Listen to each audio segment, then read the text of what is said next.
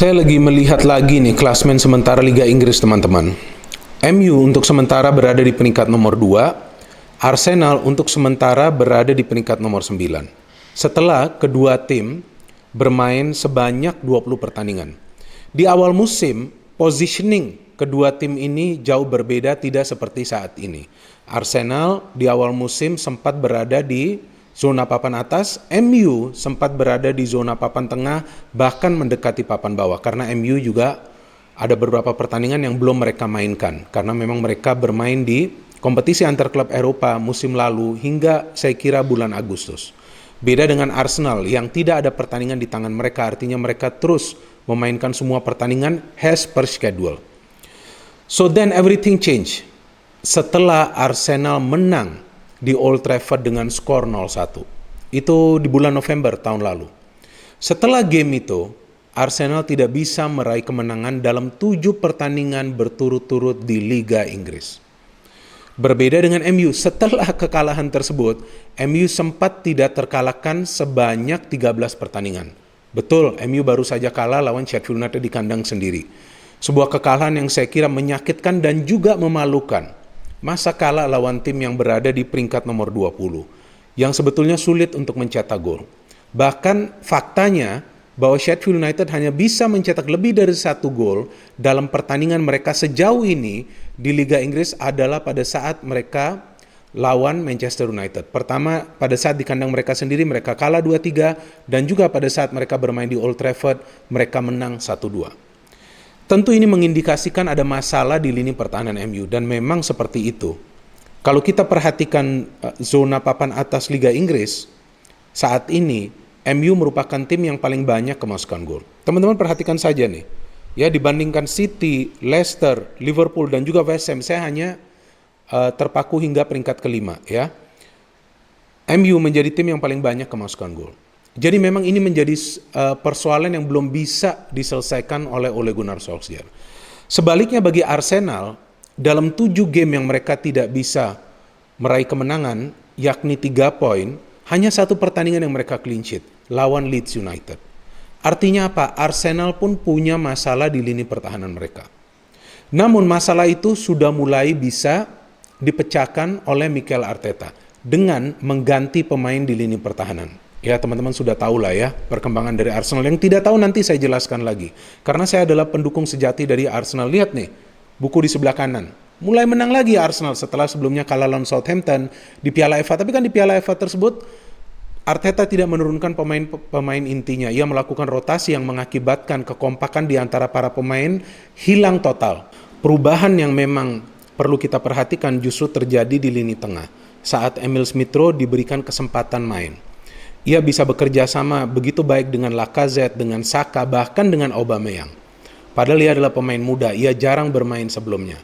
Artinya passion, determinasi dari pemain muda ini luar biasa. Itu yang merubah tiba-tiba para pemain tim lawan melihat pemain yang baru, yang belum mereka kenal gaya permainannya. Tapi selain Emil Smith-Rowe, ada juga perubahan yang ia lakukan di lini pertahanan, yakni dimainkannya Pablo Mari bersama Rob Holding. Duet ini saya kira solid sekali. Tapi sayangnya Pablo Mari ini kan cedera. Kemudian siapa yang dipilih? David Luiz. Terus terang itu membuat saya deg-degan, teman-teman. Ngeri kali Lord Luiz ini kan. Kita tahu bahwa sepak terjangnya beberapa kali ia melakukan blunder. Apalagi dari segi koordinasi kurang rapi lah, terutama dengan Gabriel. Untunglah Gabriel ini udah jarang bermain lagi. Kalau main, udahlah siap-siap saja kalah Arsenal.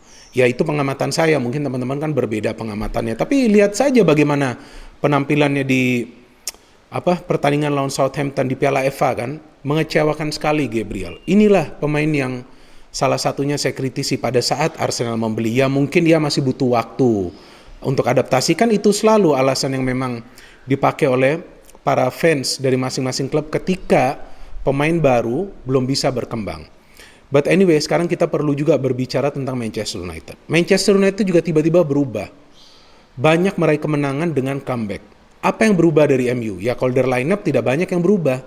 Karena Ole khawatir melakukan rotasi. Sebab ini pemain-pemain yang perlu ia andalkan, mayoritas pemain-pemain yang punya pengalaman luar biasa. Mulai dari De Gea. Ya kan pemain yang masih bertahan. Pemain inti yang masih bertahan dari skuad yang terakhir memenangi gelar Liga Premier Inggris.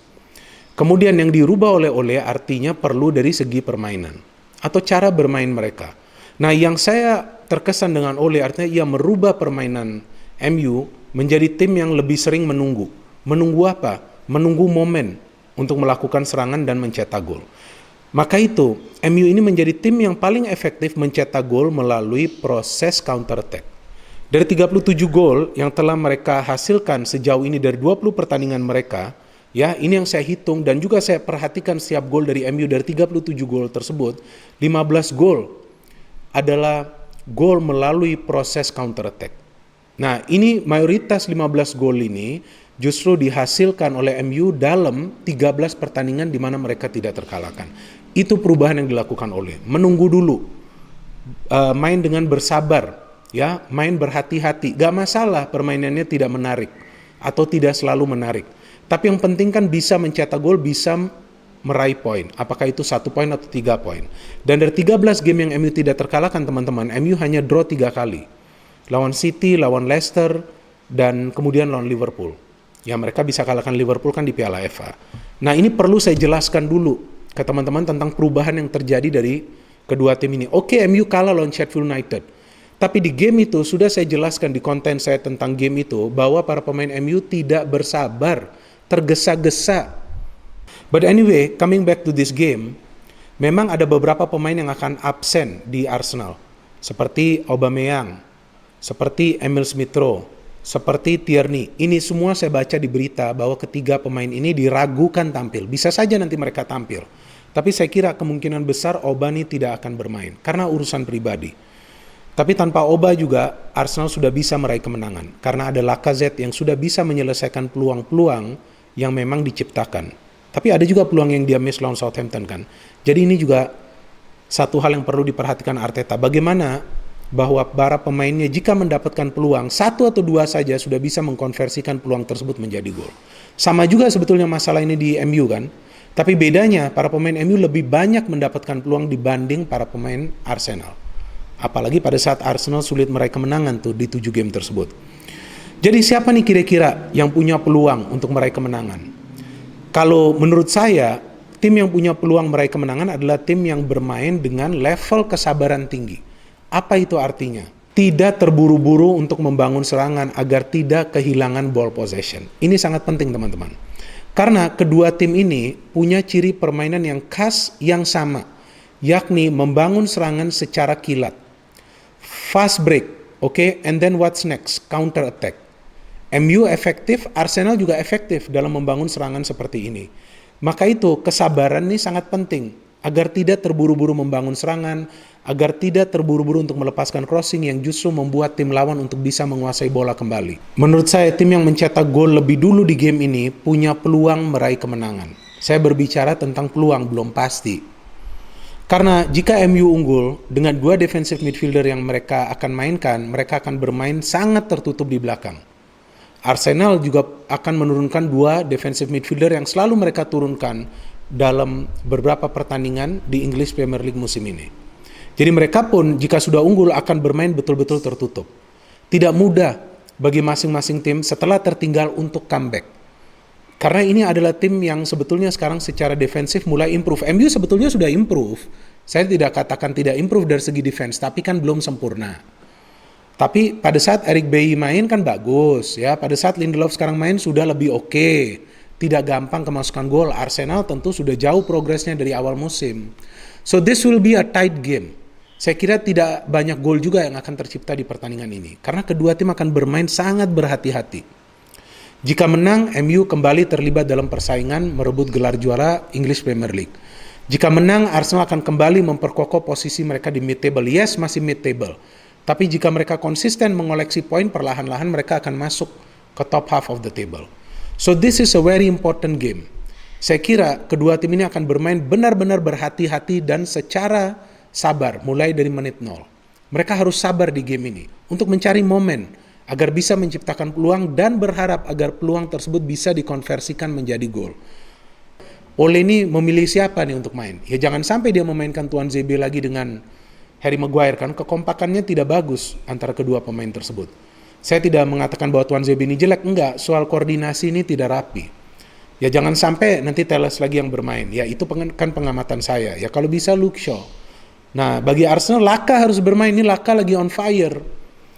Ya so kita nikmati saja pertandingan yang akan kick off pukul 00.30 waktu Indonesia Barat. Jadi sudah masuk hari Minggu. Kalau saya akan tidur dulu baru nanti saya nonton. Ini sudah sore nih. Sudah jam 4. Jadi setelah saya upload video ini saya akan tidur sebentar baru kemudian saya akan nonton terus hingga akhir. Kalah atau menang saya akan tetap support Arsenal dan jika MU menang saya tetap akan memberikan review saya secara objektif, secara fair dan yang pasti secara logik. No hate, only football, salam sepak bola.